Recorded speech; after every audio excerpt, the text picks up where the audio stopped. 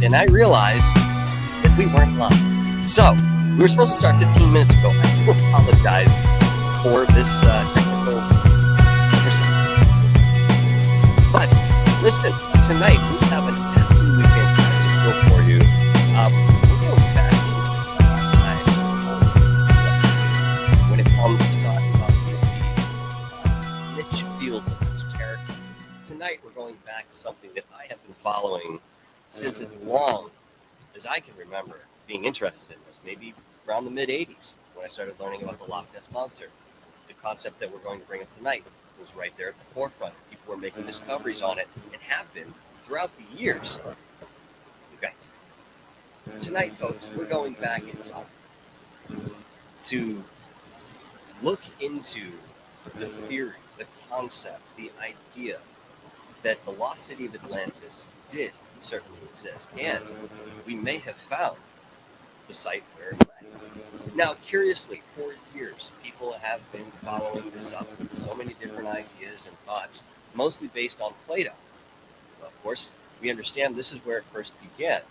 Now, there's many bits of literature that come after Plato, talking about Atlantis and the inhabitants, the trade routes, all these different facets of how their economy worked. And yet, we still look at it and say, well, it's possible that Plato was speaking allegorically. We understand that that was a big move at that time when certain writers would get behind that pen. They would tell stories in an allegorical sense to convey a certain message. Now, again, how do we take the story of Atlantis? Do we take it allegorically, metaphorically? Do we take it as a symbol of some sort? Or do we take it literally? Well, many of us have taken it literally. In fact, I've met so many people that claim to have had past lives in Atlantis, I've lost count. I've actually been told myself that I have a history in Atlantis. Now, within this, I look within, okay. And sure, maybe I can conjure up some memory of something back there, within that memory. But I can't define it and say, absolutely, on this timeline, in this plane of reference, this is what it was. We'll find physical evidence. Now, I have a theory that I've come up with as to why we've lost so much evidence of the myriad of civilizations that have literally lived on this planet for thousands and thousands of years. And I'm going to talk about that a little bit later in the show, and it may just explain, or at least begin to explain, the great unconformity, which we understand in geology is a layer of strata that is absolutely missing. And I'm talking millions of years here, folks. I'm not talking about a couple few years somehow got lost within the scuffle. I'm talking millions of years. And this is observed through many different locations geologically as we continue to survey some of these sites. But when we talk about Atlantis, again, yes, I mentioned Plato as a great source, and there are other bits of literature that came after him and around the same time in certain respects. We also spoke about Lemuria, another supercontinent that we, again, have no real record for, but allegedly existed. When we look at these two cities, especially Atlantis, we talk about Edgar Cayce, the Sleeping Prophet, and how instrumental he was at emboldening and really fattening up this story, filling in certain edges with the hypnotic work that he would do. So where does all of this lay? Because even Edgar Cayce's kids, who had written a book after his death, you pick this thing up and you think, all right, well, they're going to be the advocates for everything that their father talked about. In fact, it was just the opposite. They looked at it very critically, very analytically, and said, this could be real, what our father Edgar was saying, or it could be complete bullshit. We really don't know, but we're going to give you the information you decide what it's going to be. Now, in my last introduction that everybody missed because I mentioned that there are many places that people have allegedly felt Atlantis lay. Bimini Road was one of them that came out. I think it was late 80s, early 90s. I remember there being many television specials on that. The most recent discovery in respect to this is the Rishat structure out in the Sahara Desert, which we know evidentially there was lots of life that lived within there, marine life, as there was an ocean. Again, there's evidential proof that at least that was the case. But is it Atlantis? You talk about these concentric rings that create a certain zone. Okay, people have often stated that the Rishat structure is natural. Is it possible that the Atlanteans had just stumbled upon the structure, perhaps the way that the Egyptians said that they stumbled upon the pyramids, and the Aztecs said that they stumbled upon the pyramids when Cortez came and talked to them? I mean, it's possible that they didn't have to terraform too much, or maybe they did, and we have just very little left to look through. Well, tonight, Charlene, my guest, is an active researcher. She's in astrology and many other niches within the esoteric field. Very strong figure. But again, the research that she's done, she believes that she may have found, with good supporting evidence, the exact location of Atlantis.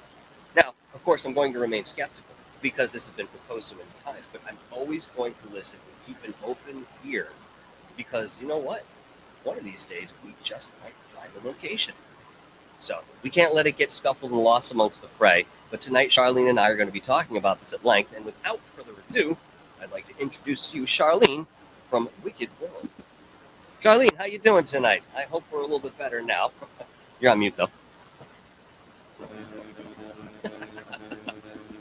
Mistakes. There we go. I'm only human. We all make mistakes. Technology doesn't help us either, does it? Right. So, do you have it to where I can share my screen with you, or I I can can share a screen. Yep. Okay. Uh, so how do I do that? How do I show you stuff that I have on my laptop? So let's see here. I'm going to go to share screen. Okay, so on the bottom, what you're going to do, you'll see that there's this little box down here with your mute, stop cam, setting, present, invite. I don't think you have the invite, but at least you have some of those icons. There should be under present Uh-huh. or present, there should be a share screen option. And once you do that, it should queue on my end.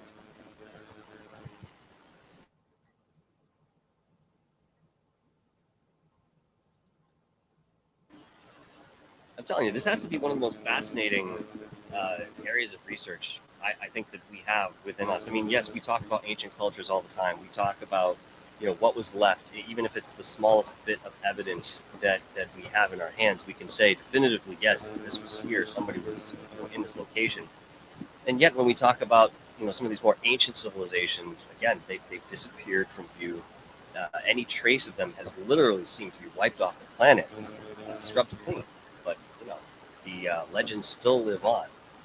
And I'd like to learn more about Lemuria, to be honest with you. Yes, there are people who go into readings and so forth and, are able to talk at length about, certain experiences under a hypnotic state or, dream states. That's all fine and well. I'd love to get a little bit of that physical evidence, just something that we can look to and corroborate that, yes, there was a civilization named Lemuria.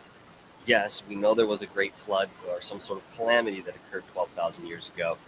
And more than likely, when this happened, any survivors would have gone underground. I mean, that's part of the story. And Travalo Melchizedek will tell you just as much. I mean, most of these Atlanteans and Lemurians, well, as Charlene gets set up here, I'm just going to share this quick story that he had mentioned some years ago.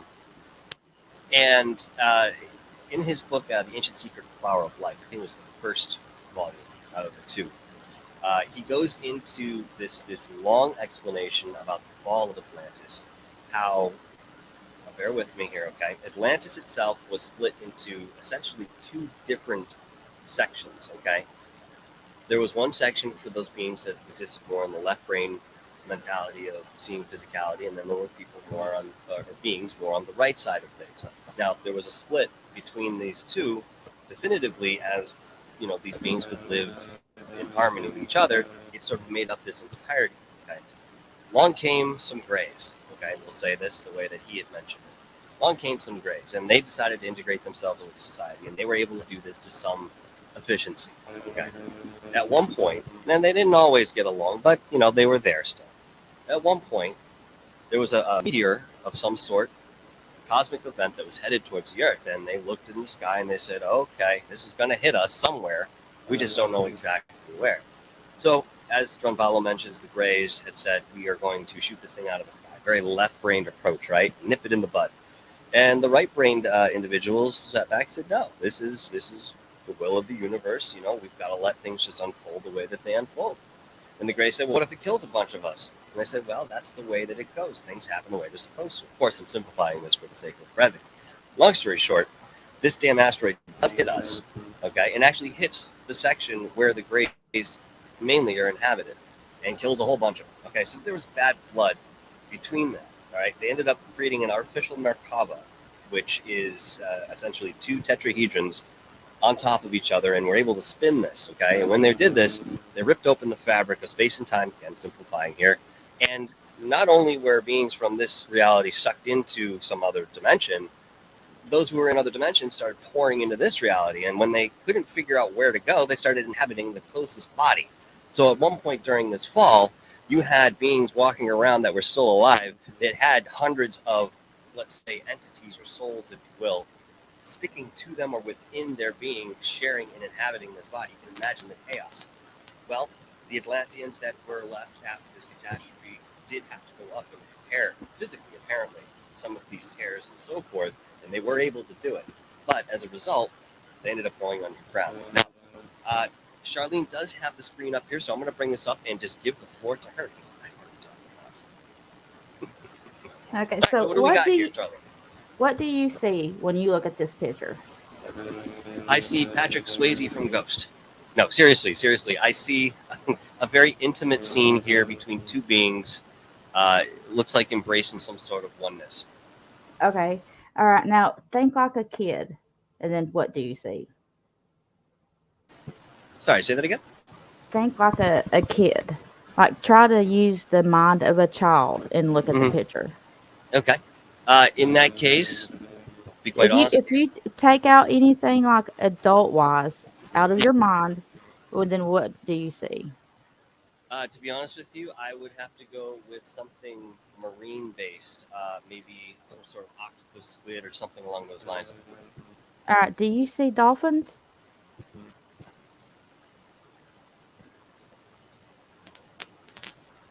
I'm going to be honest. Again, if I were to look at this enough, I'm sure I could pick that out.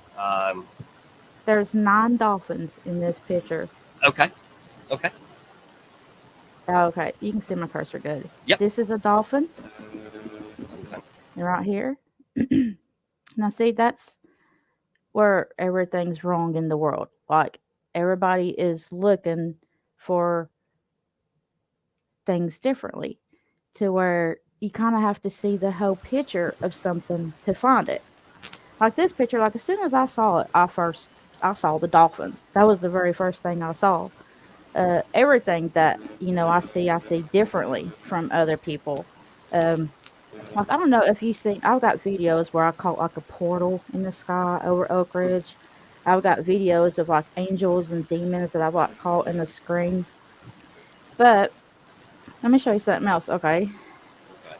I just want to say something real quick as you go into the next slide there. I think a lot of that pre-processing that, you had mentioned something about Paradolia, and I hadn't gotten a chance to respond to you and what you had mentioned, but long story short, Paradolia is obviously a real thing, but it's a matter of perception. And we've always said through the scores of what is considered Paradolia that we've had in front of us on the desk, that it's very possible that programming that we go through, whether that's just walking through everyday life or if there was something more intentional, we are kind of programmed to see something that is more familiar amongst the masses, amongst the collective. So that's why you get folks that, see an intimate scene as 90%, and then the other 5% see something different, another 3%, and so forth. But it doesn't necessarily mean the one thing that you see is the only reality in front of you. Like, have you ever heard that saying, they live and we sleep? Have you ever heard people say that before? I have not. Have you ever seen that video, There Are No Forests on Earth? I Talks don't about recall how that. it talks about how big the trees used to get, like a long time ago. Okay. Basically, like, the Devil's Tower, they're saying that that's actually a tree stump. And when you go on, like, I stay on Google Earth a lot. That's how I found my little theory of Atlantis. But if you go onto like Google Earth and when you look at the land and Hmm. look at everything as like a bigger picture, and then you'll start seeing shapes of stuff, and it's like, okay, that don't make sense. And scientists, they're wrong all the time now. They change their stories about stuff, like cursive handwriting. They got rid of that. Like, they taught that to me when I was in school, and all kinds of stuff to where they don't teach that no more. It's like they change history and they change education on you to confuse you, and then later on they'll tell you that something they did teach you was wrong. So really, everything that you're taught in school is a theory. Nobody's really right about it. So, if they're not right about it, then I want to come up with my own stuff and like show what I can, find too. Yeah, I think Well, I this is mean, one right here. when you look at what we were taught in school, we do understand, at least at this point in the game, that um, half of it was misinformation, wherein they knew that they were giving us was not the truth. It was just sort of the watered down version that they wanted you to swallow. Okay, and the other half of it is that science is an ever progressive field. A lot of people look at it as something incredibly definitive, and yes, we have laws of physics and so forth that we can lean on, but even in a quantum sense, those laws disappear and dissolve. So the only problem I find with what you're mentioning here is that we don't have the precursory understanding that what we're learning is theoretical in a lot of senses. It's presented to us as fact. That to me is probably the biggest issue. You don't have a chance to make up your mind because you're being told something and said this is what it is. Look no further.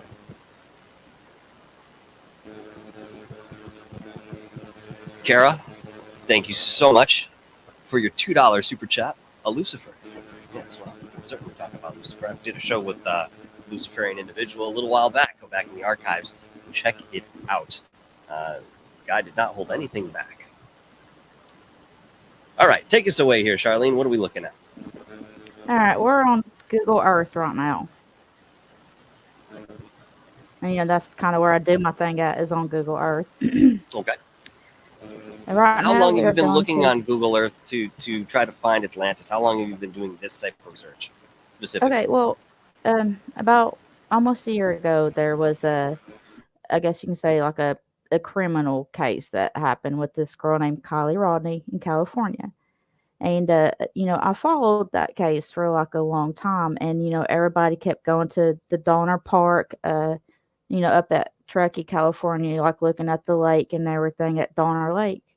And I just kind of started getting into stuff like with Google Earth, and then I noticed with the spy balloons, you know, they kept flying around everywhere. And I was like, okay, why are they all flying up north? And then there was that one video with the green like lasers that came down. Like, you seen like a whole bunch of lasers coming down like this. You still there?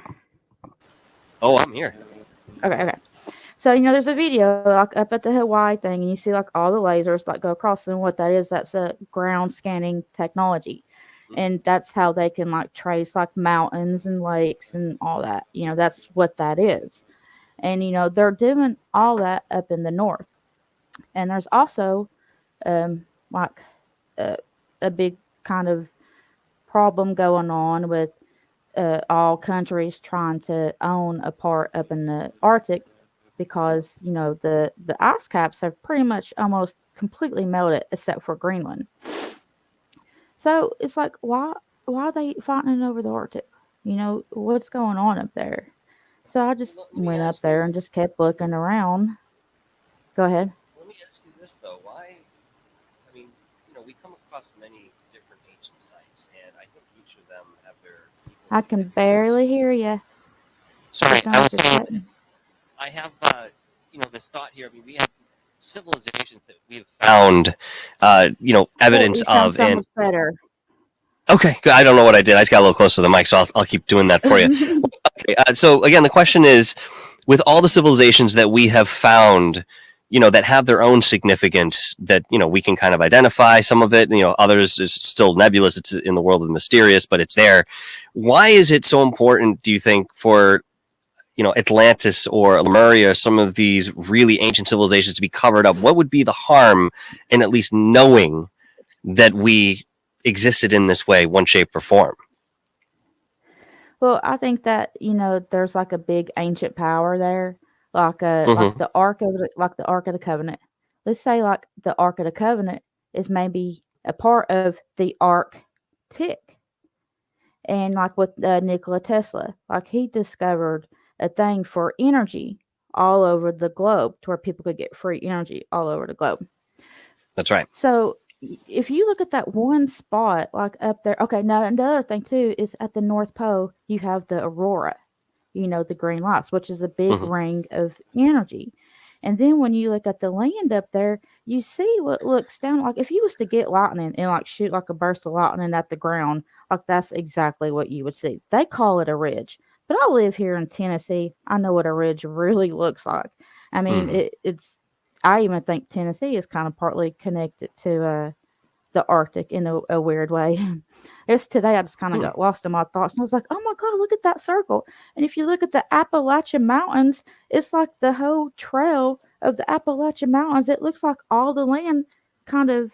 It's like okay, it's like this is. I think that the Atlantis. What happened was they dug into the earth for stones and minerals. And because Atlantis, they didn't have to get nothing nowhere. They had everything there. Everything that they needed, they got there. Hmm. So if you keep digging underneath something, you're going to make it weak to where everything's going to collapse in on you. And they loved gold. They loved the orichalcum, which nobody still can find today. Hmm. But so I think they dug so much, and then they had that power of electricity or whatever it was, and their land started to collapse because they kept mining underneath their land. We have Hmm. a lot of places here in Tennessee that collapse because they're mining the lime here in Tennessee, and we've had whole houses like out in the country just completely fall underground because where they're mining for lime. So that's I've heard of exactly this and seen it. Yeah. yeah, that's exactly what they've done, like up in Atlantis. They mined so much that their ground kind of collapsed. And when their ground collapsed in, let's say they had like big power arcs, like on each side of the island, because the island was like big. Like apparently the island, like if you got the whole Arctic and Greenland and all that put together, it's like the Earth when it first formed. The Earth formed a volcano up on top, very first volcano ever was Hmm. like up at the North Pole. The Earth did not have its tilt yet either. Earth had the normal tilt with a volcano, very first one, and then it grew out the land with America and Russia and like Sweden and all that was like a part of the very first continent, and then Canada and Hawaii and all that too. Hmm. So it looks like what happened to me was, very first volcano, it grew its land, it had the land on top. And then, like, when the land on top gets so full, like if you get a crown and drop a crown on top, the crown's going to start dropping wax, like, down to the sides of it. And I think that that's possibly, like, I'll show you here in a minute. I have it all. But Sure. I think that the land collapsed in, created a flood, very first flood, the Great Flood. And the land was loose. So the land did sink, but I think later on that land somehow got carried up under the ocean and maybe floated on top and joined down in the south somewhere, like in Hmm. different places, because the land kind of broke up everywhere. And like, it's just crazy. But here, I got to show you something real quick though. Okay, Sure. because I even Sure. found like something that looks like a sphinx up there, Okay. because Atlantis, I think they were giants, because one of the sphinx-like structures that I found, is like a big giant structure up there. Hmm. But have you ever looked inside the Sphinx in Egypt? I mean, I've Did you know? seen. Go ahead. Did you know you can like go inside it and see the secret shafts that they've never told people about? I've seen what would be considered lidar data of that, but I haven't seen anything on Google Earth. If that's what you're mentioning. And let me ask you if you know what this symbol is right here. I'm getting to it. Okay, look right here in the ISN. You can kind of see an eagle. Is that the Aryan eagle right here? You see that? Do you see it? I do see what I could maybe consider a face. It's just it's hard because one, shadows do play a lot of things. It's a very continuous surface. You have a lot of different pegs there, even though you have some areas that are very smooth. Again, I'm just talking. But these are representations that Google Earth puts on, so it's hard to tell. Is basically what I'm saying. But from what you're pointing out, I could pick out a face there. No, not a. Okay, this. Well, It a looks face like of it's an eagle. I still. should be more specific. Okay, look. Right here's the wing, and then it's got like it's standing on something. Then another wing, and then this Oh, is I the was looking head. at something else. Okay. Yeah, I know you was looking Okay, I at see what you're something else. saying. Yeah, see, this is a real eagle right here. That's Okay. Now, the if that's the the face. case, why would we have that there? I've never seen that before. Nobody's ever talked about it. I've looked it up. I've looked up eagle symbols of like Mm-hmm. all countries and everything. And like people have eagle symbols, but the wings don't go straight out. Only one person has the wings that goes out like that. Uh, Hitler has the wings that go out like that. Yeah. Yeah. I'm quite familiar with the insignia, but I mean, again, sharp eye. To be quite honest with you, we'd have to have somebody on the ground and facing the same direction, taking pictures, seeing if they could pull that out. Again, it's very difficult with the graphics in a program like this because they don't always represent exactly what is there. So something very detailed might present a challenge. Again, I'm not saying this isn't valid in any way, shape, or form. I'm only giving the analytical side of my thoughts on how to define what we're seeing in front of us. All right, now I'm going to a box that I found in it. Mm-hmm.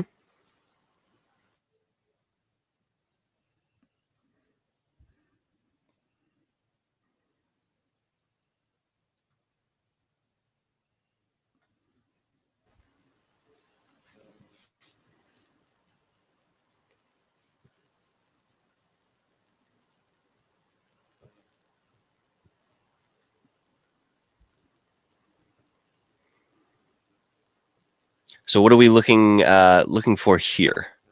Just another view of that? No, we're going inside the Sphinx now. Okay. It's like a little trick to doing it, because if you don't go in the right way, you'll keep getting thrown out. You got to go into like the butt of it. Okay, right. This is the first room of the Sphinx. This is the very first room of the Sphinx. Okay, there's this little door right here, and there's like little shafts everywhere, and then there's a box right here. So this is in the first room of the Sphinx. Mm-hmm. Because there's that one guy that went there, and he kept going up underneath it, and he kept saying there is nothing under the Sphinx.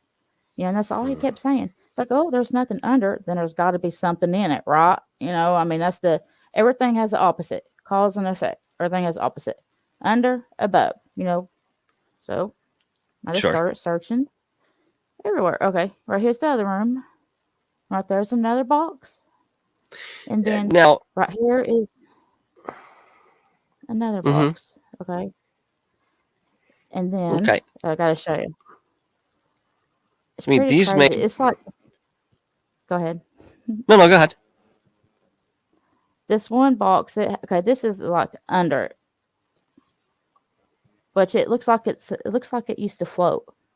It looks like it's not even attached to the ground. See, this is the door that went up into that one room. Mm-hmm. So it's like, well, what if they made the Sphinx to float? Like they floated down river in it whenever the other flood happened. It's an interesting thought. Do you think that the Sphinx has any correlation with Atlantis? Do you think that there's any Yes. connection? You do. Okay. Yes, I do.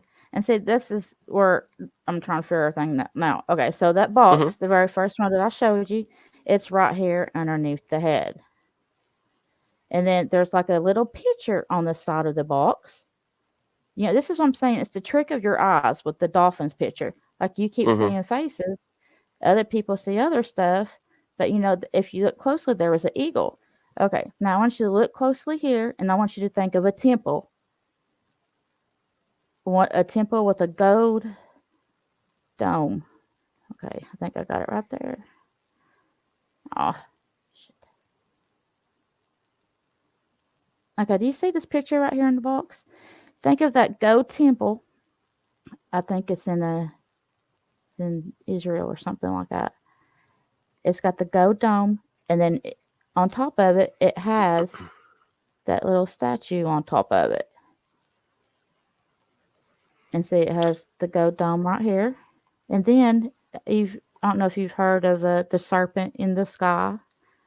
Um, a lot of like people like it's the whole snake thing.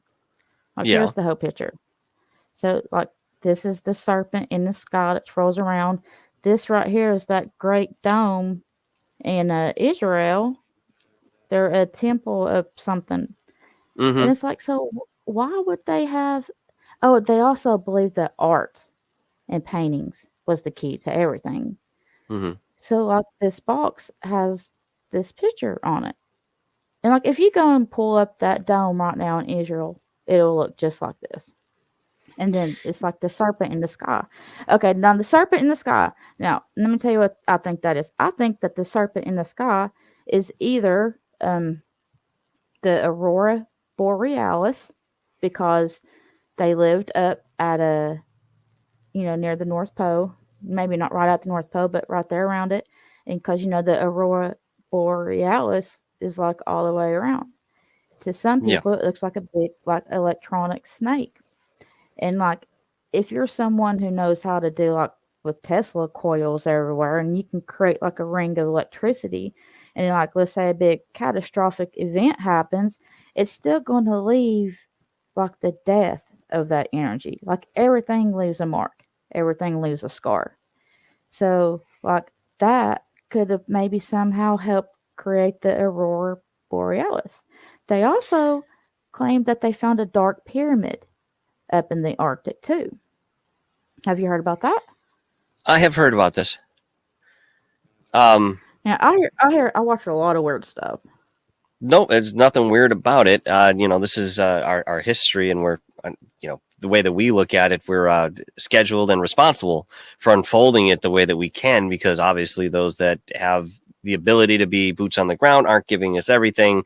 Look at freaking Hawass, for example, and what he was indicted for, in respect to his position with the Great Pyramids. I won't say too much more. I think either you guys know what I'm talking about, or check it out and you'll find out. Long story short here, I see what you're saying with the temple, and of course I do see this serpent in the sky. I have to go back and say that, it's very possible that what you're seeing in that figure, whatever is there, that box, is actually, some sort of mosaic of the temple that you're mentioning here. It would be Well, there's a fantastic if reason we why could. I'm showing you that too. Okay. Because that also kind of goes to what I'm getting ready to show you.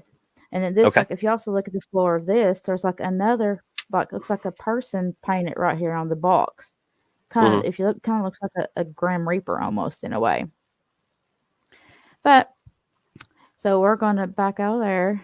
We're going to go over to the other side of the world. Still don't understand why those pyramids are floating. Obviously there's plenty of evidence around the Sphinx for water erosion, so we know that there was water there at one point. Whether it floated or not Yeah. certainly is has yet to be determined, but you have some interesting thoughts in this. It's just a matter of practicality. Yeah. Why would they do it? Where would they be taking it? That's a huge undertaking, even for a society that was able to build something like that. So, always we have one inquiry, and it spurs up so many more questions. But it gives us a place to follow, gives us direction. Like that could have been the other people's Noah's Ark kind of, because one volcano creates one continent, and then a second volcano will create a second continent, and then you'll have like two different continents with two different kinds of evolutions of life on it. But Well, I think the very yeah. first continent happened up at the north, and they say that it was a pretty big continent that just kind of disappeared, and it was the shape of a rectangle, Mm-hmm. is what they said it was. Mm-hmm. So let's say like something happened that kind of just, like if you put a dry dirt ball, like on a ball, like a dry piece of dirt up on top, let's say you throw something at, or you shoot like a bolt of electricity in it, it's going to make Mm-hmm. all that blow up. It's going to make a lot sink, and it's going to make a lot blow up. Hmm. So I think like kind of all this right here, all these like pieces of land right here, like all of this makes a triangle, okay?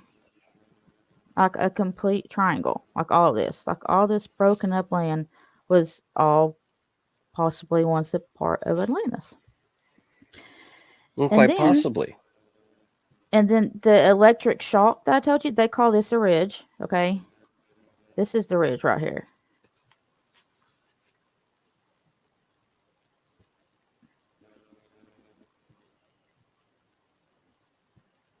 But does that look like a ridge? That looks like something came Looks like down a. and hit it, and then like scooted like a ball. Either a comet came in, because I know there's the I think it's the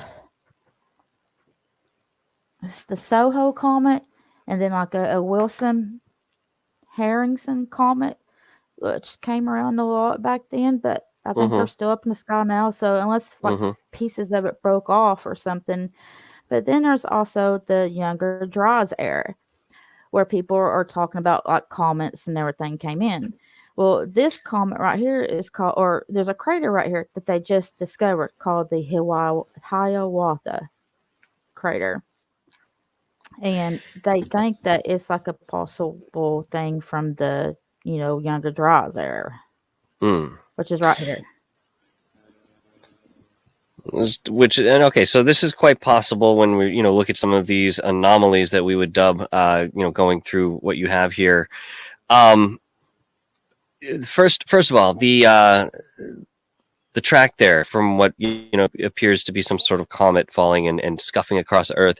I have a couple mentions on that. The first is that it, at a first look, it looks like some sort of fault line or ridge that had opened up. Okay, that's the initial precursory glance. Then you mention how the trail skids down.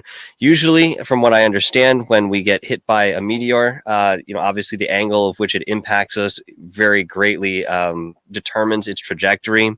In many cases, depending on what it is that's hitting us, it might hit the planet first, sink in, okay, creating and displacing all this other material around it, but not going too far. It's going, again, into the Earth rather than, across the surface. But those that do skip across the surface quite do that literally. And in many cases, you'll find that pattern as it comes through.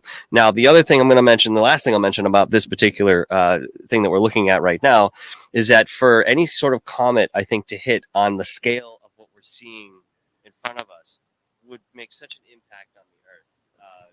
Obviously, we have an idea of where the meteor hit that killed the dinosaurs, and that damn thing was what, 2 miles long, something along those lines. Guys, you can correct me on Mm-hmm. that if I'm off, but it wasn't very large.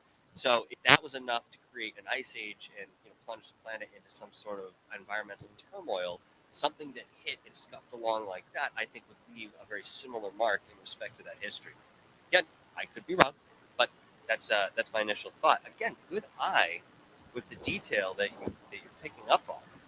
Even if it isn't exactly what we think it might be, it's incredibly formidable to look at, and geologically, we might Oh, have I'm not something even. here that Yeah, leads I'm to. not even done yet. Oh, Yep, nope, that's fine. I'm just giving you the commentary as we go along. I know, I know, I know. I didn't have my laptop plugged up. Okay, so okay, you see right here. Back out a little bit. Now try to like see like there's like a circle, like all right through here, like a big circle. Do you kind of see that? I do.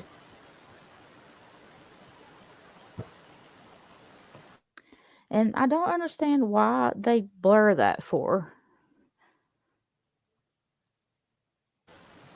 Well, we know that they certainly do block out some images so that we can't see. Yeah. We've seen things appear, disappear, only to reappear again. That's for. But we have some explanations to why that happens. At least to a certain But like regard. But if you can kind of like look through, right, you can see kind of like a part of a ring right here forming. okay.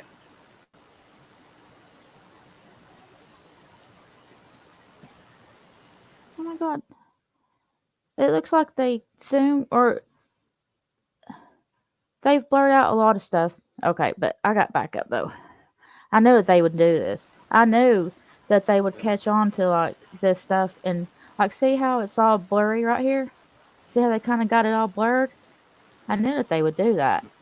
So there was something But I there got it back before up. when you were looking? Yeah, What was there? yeah. I'm getting ready to show you. I got it recorded. I got it clipped.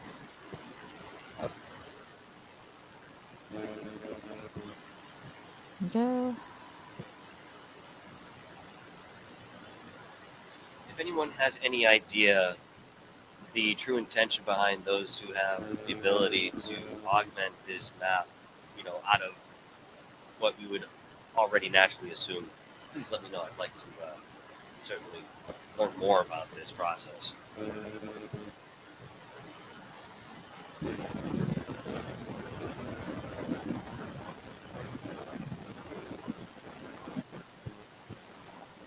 Nathan, I think you said it best a while back here. Extrapolations. Extrapolations. Okay, right here it is. This is the video. This is what it looked like before they blurred it. Okay.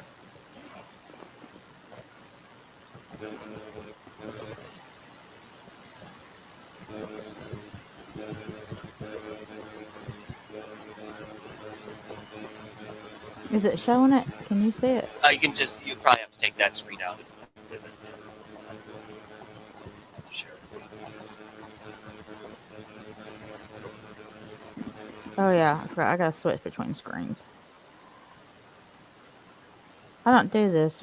It's kind of hard doing all this like the first time. I've never been able to like share anything like on my screen. Well, you haven't broken down, you haven't started crying, and you haven't broken anything. Yeah, you're doing all right. Yeah, I'm kind of different. Like things don't really affect me at all. Like I've been told that I have no emotions and I'm partly psychopath. Well, maybe you are. I don't know. But hey, it's not a bad thing though. No, I mean, as long as you're not killing people, it should be all right. Now can you see my screen? Now is it showing it? Yes. Yep. Okay. See, this is what it looked like before they blurred it.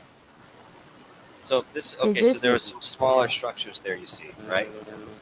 Right. Is there anything here that they blurred out rather, that you looked at and said, "Whoa, what the hell is this?" And then all of a sudden now it's gone, or is it just kind of general what they smudged?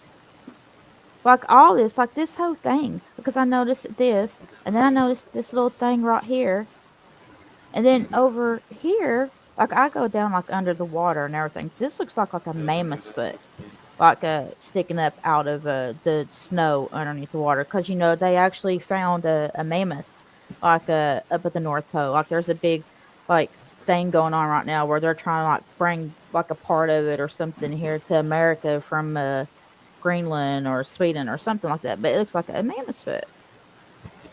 Well, I mean, how big would that mammoth's foot be on the scale? If you were to take a guess.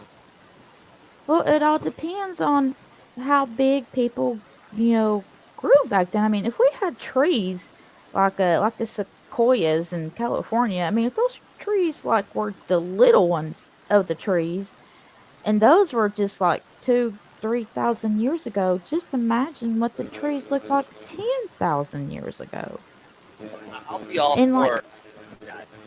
You know what I mean? It's the only thing is that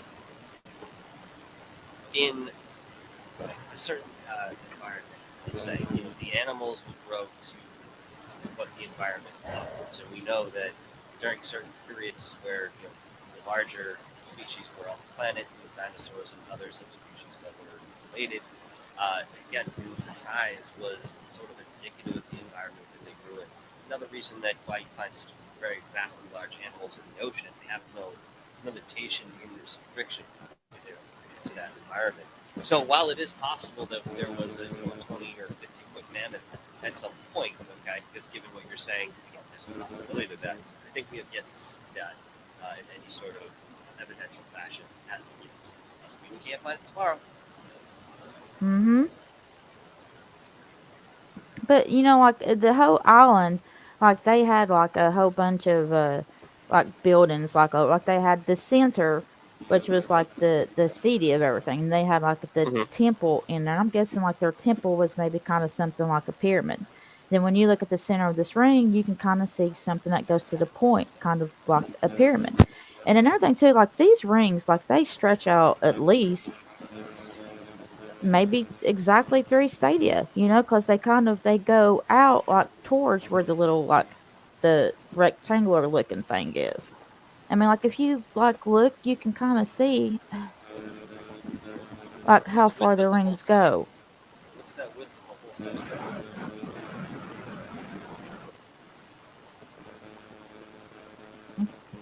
Your volume's cutting out again, I think. Sorry, I was asking what is the length? I'm sorry, the width of that entire site. What are we looking at? A couple few miles, 200 Yeah, miles. What does it say on the measurement? I did it by like how Plato described it. Like Plato described it as like stadias, and I think like Yep. a stadia is maybe 300. It's either, well, no, I don't exactly know how big the stadia is, but I know 3 stadias, and this is about 3 stadia. It's all on how much of the rings. I mean, I found about 3 rings worth right here of like 3 stadia of the city, but the continent itself was bigger than that. I think the city, the center was like 3 stadia, and I think they said like the continent was like maybe 7 stadia or something like that. I understand that it was there were subsets within. So you had the central part with the central city area, and then you had provinces that were still part of Atlantis off the sides of the periphery, if you will. So I mean, when somebody went and visited Atlantis, they might go to the central part of this, but still have no understanding of what's going on outside of that, or vice versa. People can go visit some of the provinces and not have any connection to the middle there. And very quickly, I want to mention my theory on where some of this stuff goes. Okay? I think it's important at the moment. I think some of you guys are complaining about my audio. Honestly, I have no idea. I'm looking at it as I see these thoughts come in. So if it gets better, let me know. Kind of played with it a little bit over here, but Yeah, I think we're good. usually you can get your audio cord and just kind of twist it, and like you can kind of twist it into like the right spot, and it'll like work. I have what I'm working with is an XLR, so it's hooked up on the micro stem, so there's no resistance on the cord itself. It might just be that my XLR cord is going, which is follow suit for whatever. Regardless, I love my uh, so old school this is. stuff. I love it. I mean, same here, man. I still haven't gotten out of it. I mean, I'm still looking for the RCA jack in the back of my computer sound Yeah, cards. we just have to blow like the Nintendo cartridges to fix it. Hey, listen, I've got a whole slew of them right over in reaching distance. Don't tempt me now, okay? But here's my theory when it comes to the great uniformity and where some of these civilizations, evidence of their existence is gone. All right, so we understand that within the Earth there is a magma plane that is core and swirling about. And what happens is when tectonic plates move, they don't move just like this, okay, in a parallel plane. They're actually overlapping and pushing down on each other, pushing and so forth. So again, this takes some extreme examples, situations for this to occur, but I think it's very plausible that when the tectonic plates are moving and you have earthquakes that reach the surface, and some of these areas that start to sink back into the earth, they could have gone down far enough with some of the tectonic plate movement that became integrated back with the magma, and therefore we've lost, thousands of years of cultural existence based on the Earth's natural formations and how it moves about. So again, this is not a found theory, but it's something that I certainly am entertaining. It could be a plausible explanation to some of where what we understand the great deformity may lay today. If we were finding some of this evidence, I mean, it's not enough for me for someone to say, "Oh, this big ocean." I mean, yes, there was a wave that was over 2 miles high during the Great Flood. Okay, this is the beginning of this crash through some of these continents. But it's not enough for me to say that they just washed everything. And if you look at the Rishat structure, what you would see if that were the case, when it got knocked off to the west, right, as they report, you would see scattered remains and fragments of different structures that were there within that area. And so far, I don't think anyone's found that yet. But again, there's evidence that this did happen in that area. And of course, where Charlene is mentioning now, another possibility that land was, orchestrated a certain way, and human beings or beings at that time had no impact in what happened next. And sure enough, we were left with these very small but appear to be nodes for what the concentric rings were when it comes to Atlantis. Oh, you share something else. So, Do you see this the face right here? I do. Like think of the Sphinx that I just showed you, and then the serpent in the sky, which was a snake, right? So why wouldn't they make a Sphinx with a snake body? So I came to Google Earth and I seen this strange shape right here in the same place, in the same like Arctic area. Do you see like these little things right here? It looks like a little centipede. Now that is a little curious. So I zoomed in on it.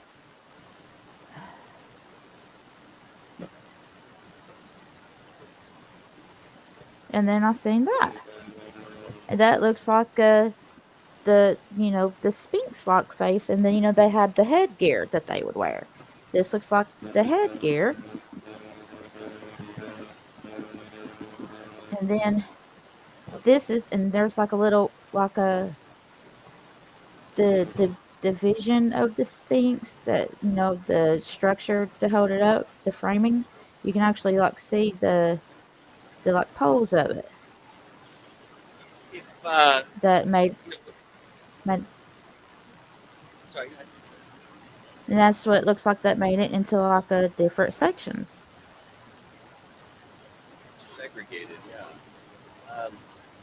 If we were looking at a shipwreck through what you're using here, this program, how would we know if we were looking at, indifference that, maybe we have something in the way of a Sphinx or something that you mentioned here versus, a shipwreck that's a little bit pixelated at the bottom? How would we know the difference? Could we differentiate? Well, okay, like the Titanic. I've tried to look it up, and I'm guessing like smaller things are hard to see. And that the Titanic's big, but it's not as big as the size Sphinx. Okay, that giants would make, like that Sphinx that I just showed you. Like back in the giants like pyramid, like over in Sweden and Ireland and all that, they're like finding bones of giants and everything. So of course they're gonna make like their Sphinx like a bigger. But like right in here is where the Titanic sunk, and like I can't even find it. It's like somewhere, I think right in here is wherever they said it was. And like if okay, the furthest that I can go like below the ocean floor and like still see stuff is, Mm-hmm. see, I'm like,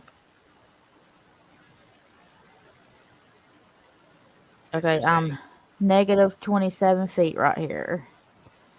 And the Yeah. Titanic is still like small, but like this is the best that you can see on the ocean floor. And this is the first time that they've actually had the ground scanning technology on Google Earth. Like this stuff has only been out like since like January, since like 2023. So like a lot of this stuff, I mean, you could see like parts of it, but you couldn't see like details of stuff like you can now. And like you can tell, like there's certain little waves and everything in there, but you can tell that that's the ground scanning stuff. But like I said, Sure. the Titanic is somewhere right in here, but it's just you can't see it because of how small it is. So essentially, we only have a certain depth that we can explore, is what you're mentioning here, and then there's something like as large as the Titanic must be minuscule on this map. So what you just showed us for that structure, whatever it is, must be quite large. Yeah, like if the giants, if to say the Atlanteans were the Nephilim angels, and like Poseidon and all that was a giant, and basically that's how come none of them are around because even the Bible relates to the stories, like the same stories that's told in ancient Egypt of all their gods there. It's kind of the same thing in a way. And I guess you can say that's where I never really stuck to one religion when I was younger. I didn't like listening to nobody. I kind of just believed how I wanted to believe. And I studied everything. And so like I know the stories, like all the ancient like Bible stories, ancient Egyptian stories, ancient Cherokee stories. Um, my bloodline is actually Cherokee. So like I know a lot of stuff about that. Like the Cherokees, okay, the Cherokees, they migrated from the Great Lakes, but they migrated south. 10,000 years ago, the Cherokee people migrated south from the Great Lakes or to the Great Lakes. So if they migrated south, they must have been somewhere up in here for them to migrate to the Great Lakes. And then after the Cherokees like settled in the Great Lakes, that's kind of when they separated, and a lot of the Cherokees came here to Tennessee and the Appalachia, you know, and some went like towards Arizona and the other way. But they came south and they settled in the Great Lakes 10,000 years ago. And south is all up in here where it looks like a big, like, catastrophic event happened. I mean, like, when you look at this, when you turn the globe this way, it just don't look right. It looks like something's, like, wrong. Like something happened. And it's like, this up in here has to be where the first volcano was. Because, like, if you put, like I said, if you drop wax on top of a ball, it's going to make that round, like, little spot on top. Let that dry a little bit, drop a little bit more wax on it. Some's going to set on top, and then some's going to, like, drip down to the sides. Kind of like this, right? Like, if you put wax on top of a ball, it makes the form at top. And then when it starts getting too tall, it'll start dripping off to the sides. And I think this is how the first continent was created. I think the continent kind of created like a stripe across the globe. And then, like, later on, like the second volcano popped up, which created the second continent, which is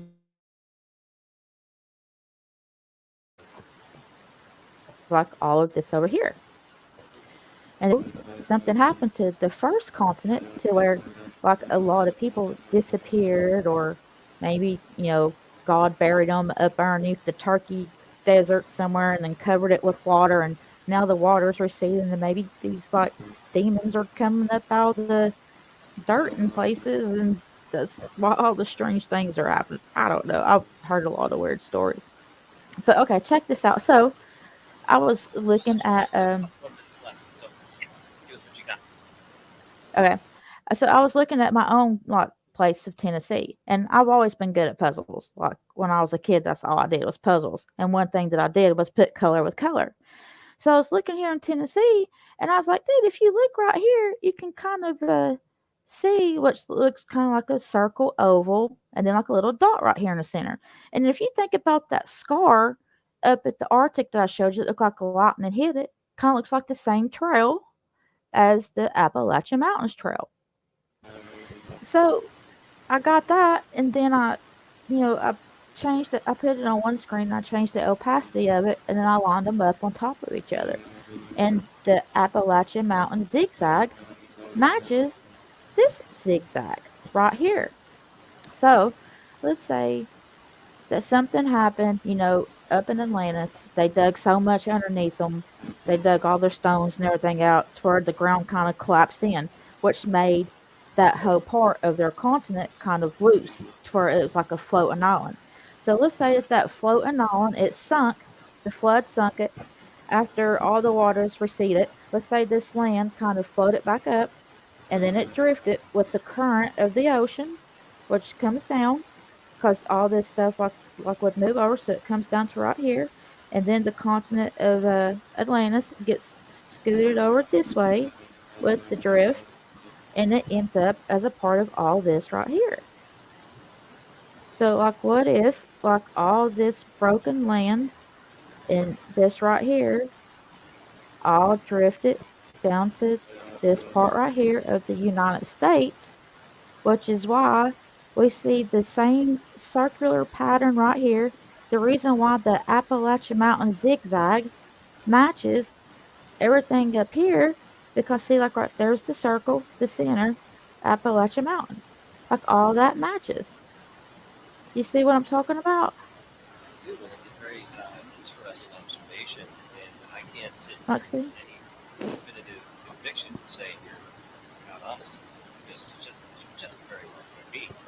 Um, it might even go a little further than that's what you're doing here. I don't know, but I would be curious to see your research, 6 months from now, 8 months from now, a year from now, and see why, given some of the connections that you exist in the material that you present. I'd be very curious to see how you went, to see where you went. Yeah, because just if you just look at like everything on the globe, it's like none of this makes sense. And then another thing too, like whenever two lands push up on each other, they create the mountains. And the Appalachia is like full of mountains. Like all of this is like full of mountains. Like it all looks like a whole bunch of land that's been like scooted up against each other. More than likely, So that's it's exactly like, what's happening. That's so possible.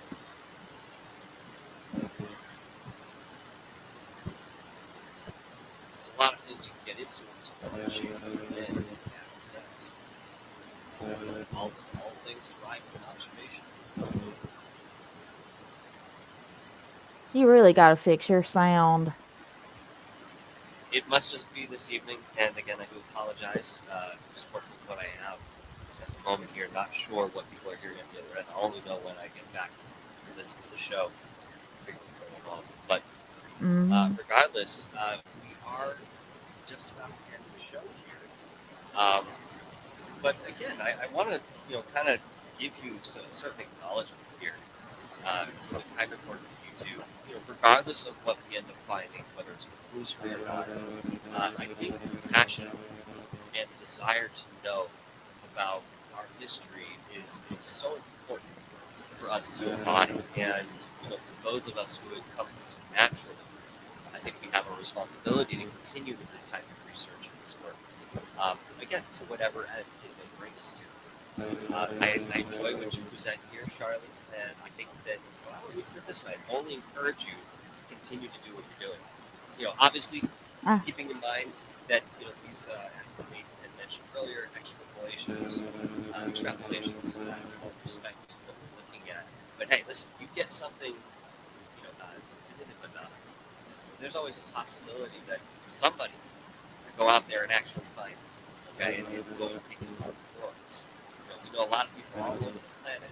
So if you find something that's somewhat accessible, I mean, not 1,000 feet underwater, I may be able to send somebody out that way or somebody to volunteer to the area to take a closer look and sort of validate what we're seeing in the programs that we're using, like Google Earth.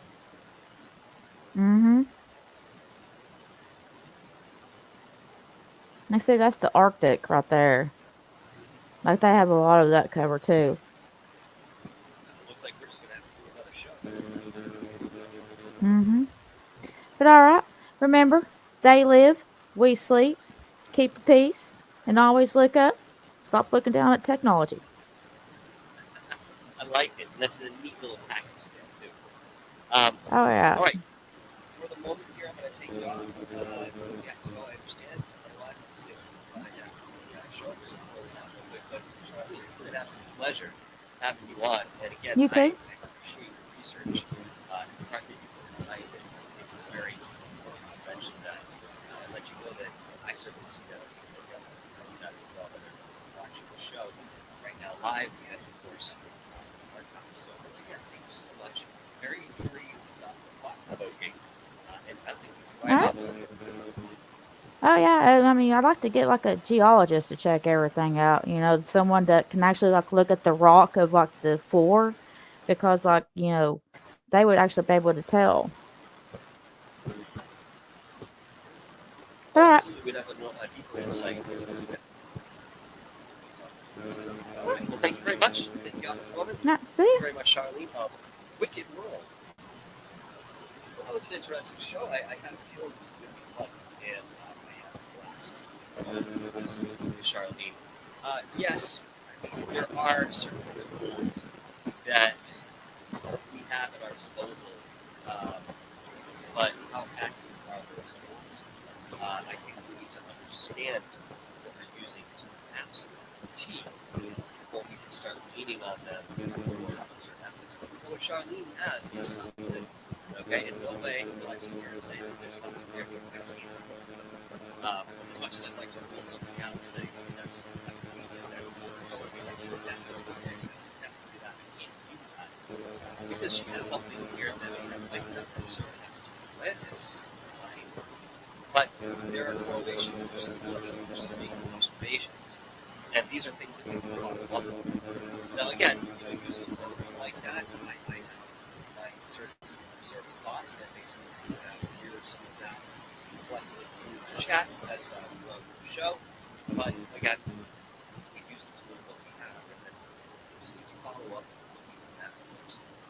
Until we get something evidential, certainly less Atlantis would still live in the city, and forever will be searching for a very deep and brilliant history that might go much beyond what we ever expected. Folks, thank you very much for joining us tonight. Thank you, moderators, who all did such a fantastic job. Special thanks to Cash tonight, as always. I want to let you know that Not Talk is Strange released a very interesting video last night, and it goes over a particular film that audio apparently that we found in Camp Hero. It was found by Long Island Bigfoot mycologist while myself, Brian Pick from All Talk Strange, and Alien were also researching, investigating this time. Found this thing sticking out of the ground. It was a really story, and it's a real type as well. And it's 4-inch. I'm sorry. I think it's either 1/8 inch or 1/4 inch. I'm leaning towards 1/4 inch. I think it's a little bit thicker than the regular cassette tape. He had some of it restored and was able to get some audio off of this thing. Go listen to what we found. Okay, I have a lot of thoughts behind what the audio is on this thing. Okay, but it only raises more questions as to what it was doing, where it was, when it was, and why is this on cassette? Why is it cassette in 2021? I think I guess watch this here. It was 2021 when we went finding a reel-to-reel stock in America. Go over and check out that show we released. Won't be disappointed, but a lot of work over a year to find something trustworthy and have equipment to restore and take some of this material off of this reel. I could have done it. Honestly, I'd rather have somebody who actually did that particular practice as something more long-standing. And at this point, I'm back to what I said. You know what? Maybe you can find somebody that really has the ball. And sure enough, by admitting, strange. Go check it out. Thank you very much, Super Chatters, for your donations tonight. Everything goes back into the show. I know maybe I don't have a brand new microphone every time I'm on here, but it all goes back into the show. Got to pay for a bunch of stuff. And you know what? Every little bit that you guys donate does help. Appreciate that. Yes, we are out to Louise. April had our first full meeting with everybody on the team yesterday. Of course, Jared Murphy is working entirely to make sure we all get to see as well. And let me tell you, we've got some plans in front of us. I want to tell you about some of our ideas, but you will see the things that we're doing while I'm down there. Given what we're doing contractually and so forth, we're doing some live presentations, some good documentary type stuff like that. No, it's going to be a hell of a time. We're 2 weeks down to this with the whole lot of stuff. And a hell of a time. So, I'll keep you up on that. All right? So, I do have SSP versus Mexico. I have to double check this. I think these folks so double check that I can put it out. If I do, it's only going to be a couple of days. And we'll go back up. Like the percentage on this night. It's morning. We're working on a couple of hours. So we're working tirelessly for you folks as well. We're just really long. Been with you since the beginning. So we started there, did it off, came back again.